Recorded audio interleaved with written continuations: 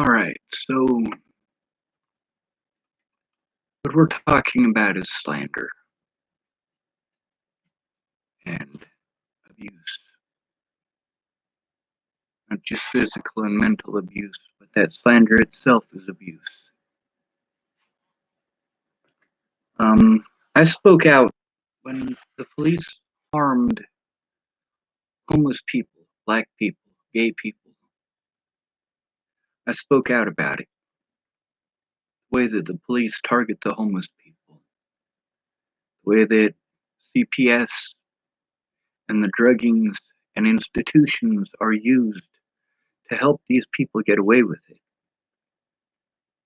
You know who helped me with that? Natalie Bollinger. Natalie, when I hurt my back, and the police love to victimize people, especially if you're alone. And at that point in time, I had hurt my back. My teeth had already been yanked out, so I was no longer pretty and no longer able to help them, so I was alone. And the police capitalized on this. Now, ever since Natalie was killed, police have used Suicide Watch as their excuse for breaking the law, for doing immoral things. They've done this nationwide. Now, why did they do it nationwide? Because of slander. But it's not just slander, it's slander on paper. That's liable. They did that intentionally. If people actually spoke out, if people actually looked at the stuff that I was saying and took it seriously and spoke out in public about it, then their human trafficking in Boulder, Colorado would come to an end. They don't just traffic children, they traffic adults. The slave trade in Boulder, Colorado is rampant. Maybe you guys should look into the 13th Amendment.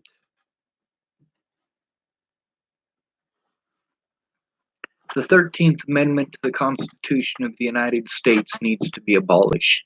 I do mean that. Now, the border police made my life hell until I was literally going to kill myself. And Natalie rescued me from that. But then Natalie slandered my name, not realizing that it would have this kind of an effect, this kind of an impact. Her and her sister, Alicia Michelle Bollinger, slandered my name in Virginia. And a lot of people harmed me over it. And when I begged them to put a stop to it, they wouldn't. When I went to the police to have them put a stop to it, they wouldn't. When I went to my friends like Kayla Trujillo and Joanna Taylor Smith for help putting a stop to it, I got empty promises, I got snapped at, I got talked over, I got told how to think and how to feel. Meanwhile, these pretty girls weren't paying attention to the fact that I can't see my loved ones. That slander didn't cut me off from one or two people. It cut me off from all of the positivity that I had in my life. Boulder, Colorado was the first place, the very first place that was ever home to me. Here in Chapel, Nebraska, this isn't home.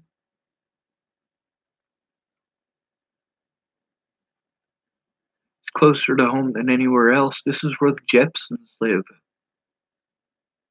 This is where Brenda Dickinson lives. Most of my loved ones from here are gone, though. They're dead or they're elsewhere. And since Natalie's death, a lot of them are mad at me. Fuck it. You know, if they'd have come forward and told the truth, I wouldn't have had to come forward and tell the truth. These people were afraid if they told the truth, then all of the dirt in their lives would come out. Well, I told you, dirt, you're welcome. Natalie Bollinger claimed that I stalked her, and I was never allowed to defend myself. I couldn't do so financially, I couldn't do so physically.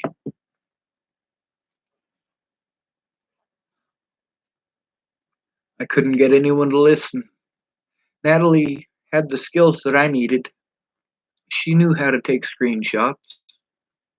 She also had the help that I needed.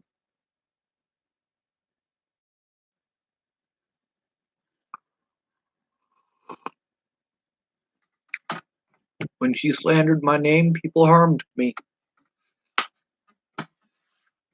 While she pretended that I would harm her, people were harming me because she pretended that I would harm her instead of talking to me like a human being.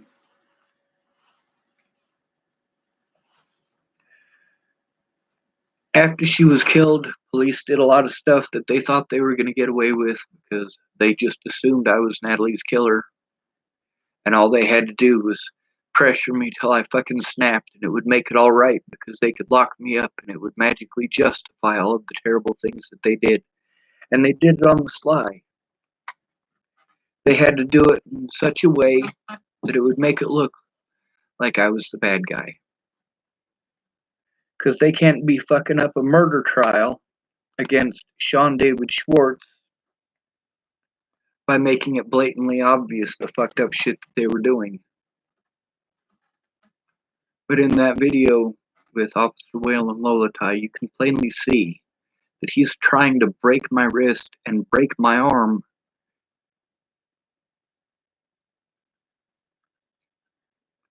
Nobody should have to go through that. And then they charged me with assault, and that's on my permanent record. Now, they dropped the charges against me, but that doesn't matter. It's still on my arrest record. And I continued to try to turn in those officers. I continued to try to get someone to go in with me so that I could put a stop to this, so that I wouldn't be railroaded in court. And because of that, they did illegal things at Avista Hospital. And at Avista Hospital, they wanted to cover their wrongdoing, so they had me sent to another jurisdiction. This helped out the cops, and this helped them out. And at Clearview, they still assumed that I was guilty of killing Natalie.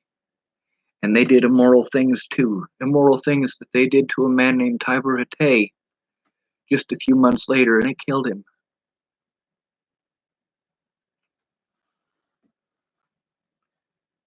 I told people the help that I needed. I already knew that if I didn't get the help that I was asking for, that I would have to go through all of this. And yeah, I'm afraid, but I'm not a coward, which is why I continue to speak out. And I will until the day that I'm dead.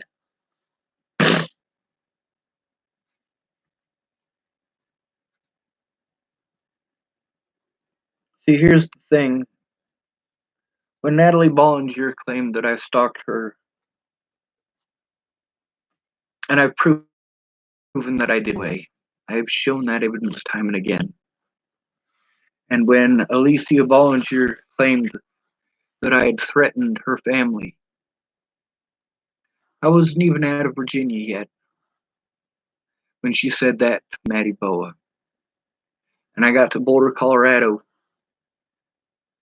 and these people who slandered my name, they got to see their friends and family. They got to see their loved ones without being threatened and assaulted.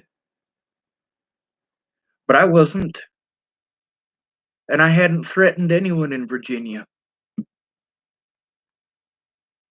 I hadn't stalked anyone in Virginia. But that didn't matter because I'm not a pretty girl. Now, the effects of that, a lot of people used that reputation to do harmful things to me, to rob me of my resources, to rob me of my tools, to rob me of my time, to rob me of my vehicles, and get away with it.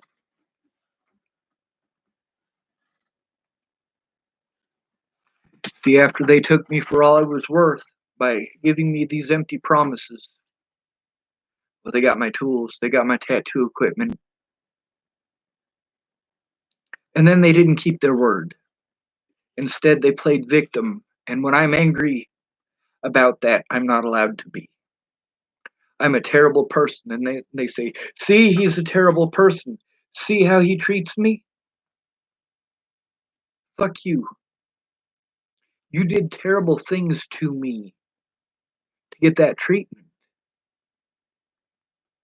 Now, when I was up there in Wyoming,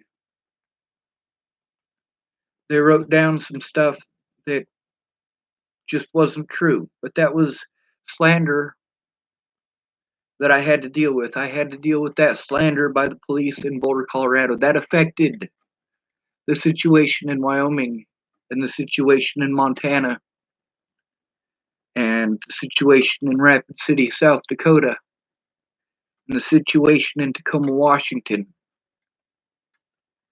and the situation in Bristol, Virginia. Same thing with the slander by the Bollingers and the Bollinger family. They poke me with a stick, and when I am frustrated and begging for help, it's because I need that help. And when I get angry because of the abuse that I've had to take and the fact that it continues to happen, I'm a bad person for being frustrated. You're allowed to be frustrated, but I'm not. Miss Peaches threw me away, but she could. She's not dependent on me. She has other people that she can depend on. She has Raja. She has her mother. She has family that actually fucking cares about her. Throwing me away is nothing. That situation in Rawlins, Wyoming, where I was protecting Amy Spencer's children from Rihanna Ingersoll.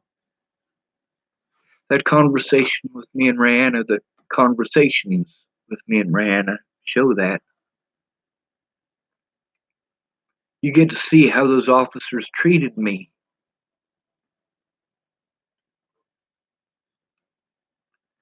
See, that's the domino effect, especially with things that were said about me. And that's the thing. Natalie Bollinger, not only did she never say that I molested her or raped her, which is what the rumor twisted into, but you can actually see on that public post from her, scroll all the way to the top, there are literally thousands of comments there. But if you scroll all the way up to the top, she admits that we never had a sexual relationship.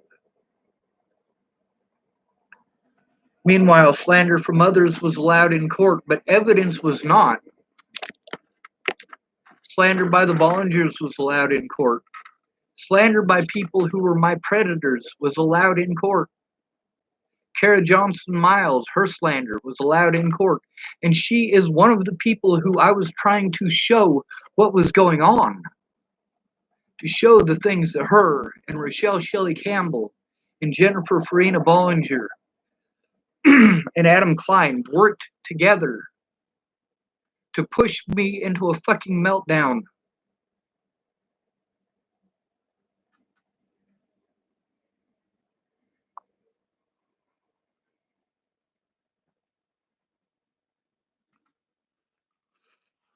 Katie Cahill talks about the bullying in those groups and how terrible it was. But I'm not allowed to react to that. Meanwhile, these people have all the resources that I need. All of these people have the resources that I need, resources I don't have. And the fact that I did some of those things back to them, after being told that those things were not illegal by police officers. Turns out they are. I already knew that they were illegal, otherwise I wouldn't have been trying to turn them into the cops. I did those illegal things to prove that if I do those things, that I'm the bad guy. But if people do that to me, you will make excuses for it. So in Rawlins, Wyoming, when that hospital did fucked up shit, and those courts did fucked up shit, they tried to put a bunch of stuff in there that wasn't true. Now, part of that is court stuff, like the slander about me assaulting an officer. Officers across the United States harmed me over that. But also, there's stuff that was allowed into my hospital paperwork, which I'm not allowed access to for some odd reason. And they wanted to claim something about my drug use. Marijuana use, yeah. Fuck yes. But how often did I use marijuana? And does marijuana use make it okay to harm me the way that they did? No, they used that to justify the wrong things that they did. These are their sins. Now, I haven't seen any of that paperwork that they claim exists, but I also know that when I was in Rawlins, Wyoming, they tried claiming a bunch of stuff on my paperwork that happened in 1983, claiming that I was shoplifting in 1983 in Wyoming. I was 2 years old for 10 months of 1983. 10 of those months, I was only 2 years old. Who's going to charge a 2-year-old with shoplifting? Obviously, they had the wrong man. Now, there is the possibility that the hospital there in Rawlins got that same person confused with me that the courts were trying to confuse with me. But really, it's a better chance that they were just doing that to try to make me look like as terrible a monster as possible, to cover up their own wrongdoings, to prevent me from being heard, to try to make it look like I was some sort of a terrible monster. The domino effect. I spoke out about what the Boulder police did for years. I also spoke out about what the bollingers had done to me for a year before Natalie was killed.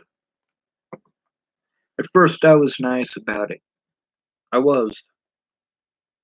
I was asking them nicely. I was letting them know what was going on clearly and concisely, just as I did every time I tried to speak to the police at first. But the abuse wouldn't stop.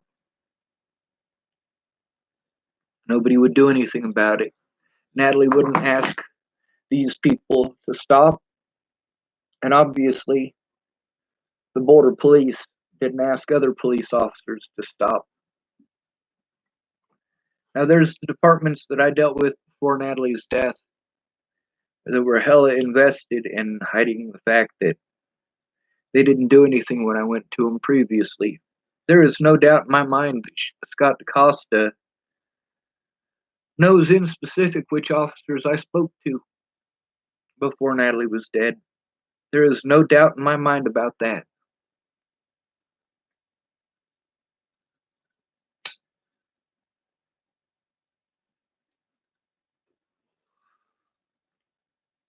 There's no doubt in my mind that they told him about it.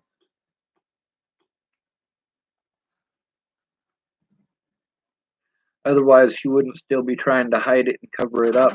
See, I spoke with him on multiple occasions. I explained to him, hey, you know what?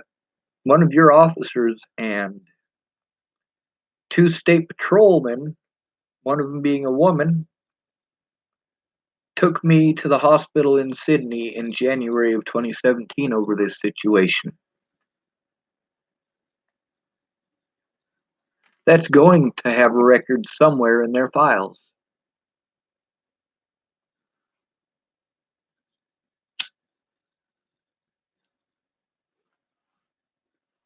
The fact that he has not yet acknowledged it shows me that he is still, in fact, hell-bent on covering up their wrongdoing.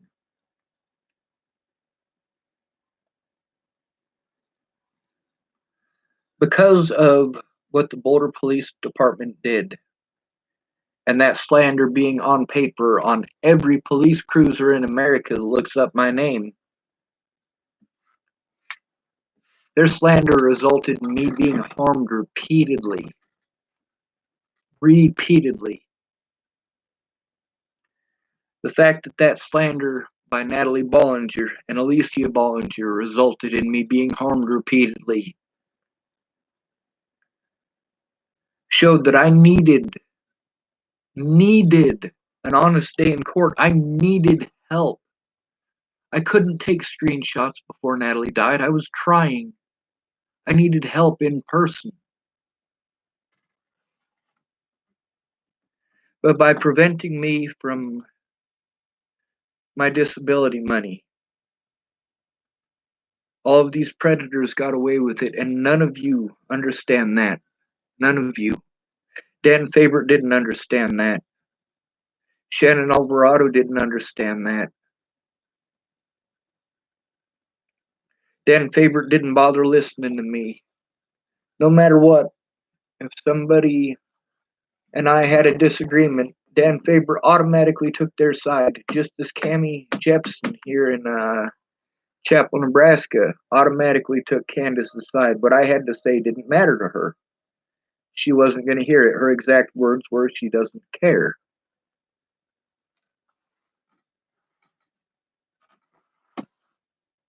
And she also said it's not her business. Well, she had already made it her business by defending Candace without looking at both sides. Just like that attorney that I was speaking about yesterday made it his business by defending the public pretenders without looking at both sides. I make videos because it's all I can function well enough to do. But I can function well enough to do other things. I do other things. When it's quiet enough and I have enough privacy to work on this stuff, I actually do. But I don't really have that privacy, do I? As Shannon Alvarado, she was always home and she was usually drunk. Here, the few days that I've gotten quite a bit done, actually, are because he went to work. He's a construction worker. Wintertime ain't exactly the best time for construction work unless you're doing indoor work, and most of his is outdoors, metal roofing. That's not exactly something you do during winter weather unless it's an extreme emergency, like the wind comes and tears off half your roof. And in that case, it's miserable work. So the days that he wasn't here, he was out in the cold doing miserable work. I'm also thankful for that because that's what keeps the roof over my head. But the hospitals in Colorado help out the cops. They have a racket going because it makes the cops money and it makes these mental facilities money. It makes them money. That's what it's about. By helping to cover the crimes of the Boulder Police Department, Clearview got to make some money at the expense of you, the taxpayers. Not only did their crimes make them money, but it also prevented me from having the money and resources that I needed to be able to defend myself. Fuck yes, I'm going to speak out until the day I die.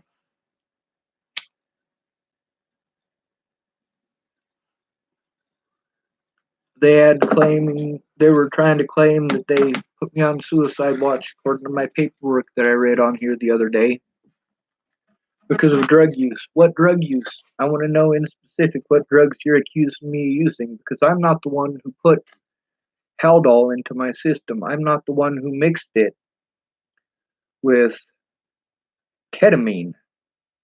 You know who did? Avista Hospital when I was trying to turn in the police for what they had done. They had to get me out of Boulder County.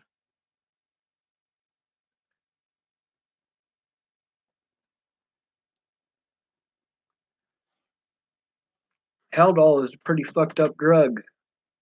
Ketamine is a pretty fucked up drug.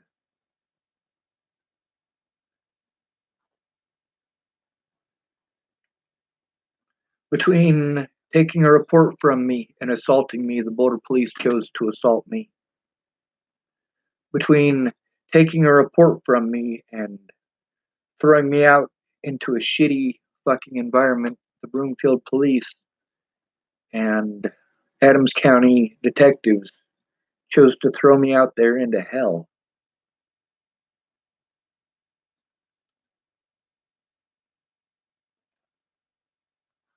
They chose to threaten my friend Candace, or make her feel threatened, rather. Officer Michael Beard knew exactly what he was doing when he came to harass Candace on her way to take her kids to school. He knew exactly what he was doing when he went and harassed Candace at work. Is Candace the person that he needed to speak to? No. I was the person that he needed to speak to. Why was he harassing Candace? All of this, every bit of it happened over covering up wrongdoings of the Boulder Police Department, long-term abuse by the Boulder Police Department against many people before Sammy Leon Lawrence IV, before Zed Atkinson, before Michelle Rodriguez. I have hundreds of people's stories saved on my Facebook.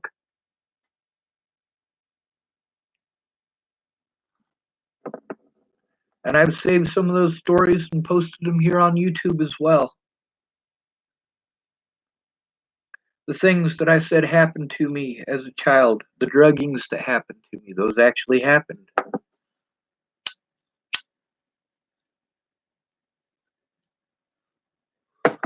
That's how I knew what to be afraid of. First, they did it to me as a child. Then, when I became homeless, I got to see them do it to hundreds of other people.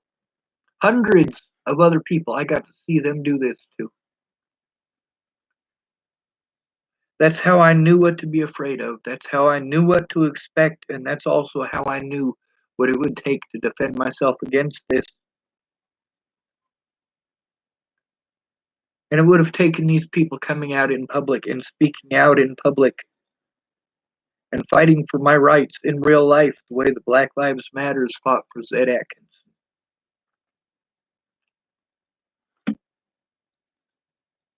But did they? No, they didn't.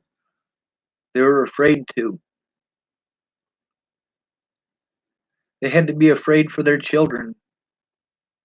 See, while black people get to live a progressive life as far as that goes, those of us who are homeless, we still live back in the 1960s.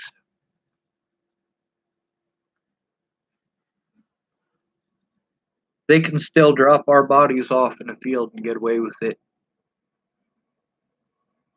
They can still put a rock on our chest, put us in a swamp, and get away with it.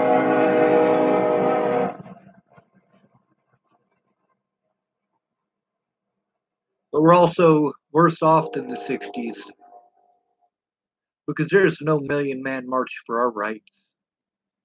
There's no Million Woman March for our rights. There's no Martin Luther King Jr. marching for our rights. There's no Malcolm X marching for our rights. There's no Black Lives Matters marching for our rights. And you know what? There's no march for children in foster care